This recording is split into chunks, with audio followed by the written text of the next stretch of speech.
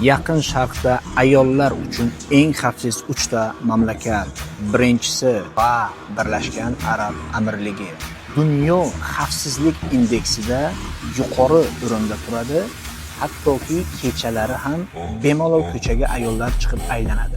Ma'lumot uchun aytib o'tmoqchimanki, Dubayda yurgan hamma ayollar ham yomon yo'llarda yuradi degani emas va Dubayda yashaydigan erkak o'g'il-bolalarni ham 3-4 lab xotini bor degani emas. Ikkinchisi, Qatar. Jinoyatchilik darajasi juda past, tartib intizom juda kuchli shahar. Ayollar uchun xavfsiz shaharlardan biri Yaqin Sharqdagi 2-o'rinda turadi. 3-o'rinda Saudiya Arabiya davlati.